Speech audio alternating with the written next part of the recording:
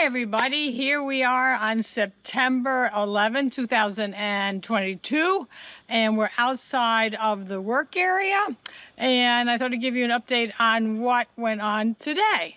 So today was pepper day. We grew two kinds of peppers. One was jalapeno, and the second one was the banana peppers. So I have a time lapse of harvesting them for you, but I thought I'd give you just a little information and how we went around things. So first of all, first in the morning, went ahead and harvested the jalapeno peppers.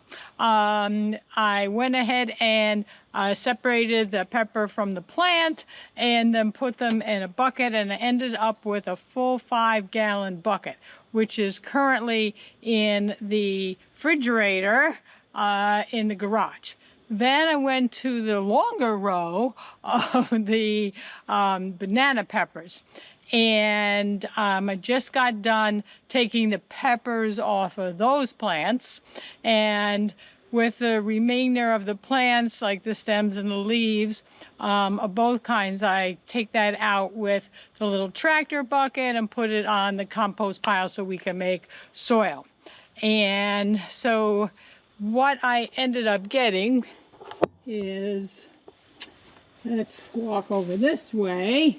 So here's MiniMe the tractor, and this is the bucket of leftovers of the leaves and the stems, which I will drive back to the compost pile in a little bit, and we'll go dump that there. Then I'll put the tractor away, and I'll show you walking into the work area, which I'm sure you're all very familiar with by now, how much we got of the banana peppers. So here are the little totes, and most of them were good size. If they were teeny small, I just put them in the tractor bucket, but you know, this size, that's okay.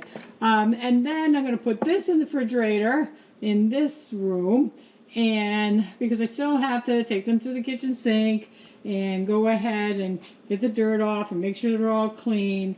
Then I'll probably slice them up, most of them like I did last year, which I do in the food processor and a Ziploc bag and put them in the freezers. I would like to make some salsa and stuff, but we'll just see how that goes.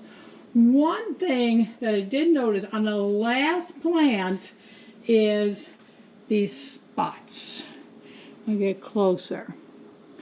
And the red ones and the orange ones had these decaying spots, and higher up where it was green, they were okay. And then I saw a stink bug run by, and I did get my cell phone out and take a picture of it, and so when I get in the house, I'll Google it. But it had those little alternating colors on the side of their top, I'll just say, of a stink bug. And I'm wondering if it is that type that is that bad one, marmorated stink bug, which is causing all the damage in other people's gardens. Like Tim's permaculture had a big problem out in Ohio this year. But I ended up losing most, well, 99% of this plant.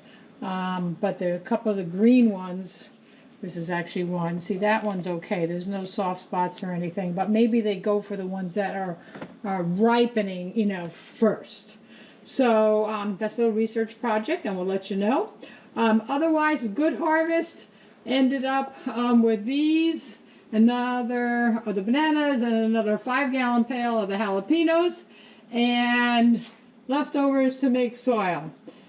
So I'll keep you guys updated, and I'll see if Kevin can help me identify that stink bug and see if we're starting to get a problem with it. Hopefully not. And then we can let you know what we thought that bug was. So you guys have a great day. Enjoy yourself. Keep smiling and be full of joy and spread the love. And I will finish up so we can cook some dinner tonight. If you like this, give us a thumbs up, would be wonderful, and subscribe. Take care. Bye-bye now.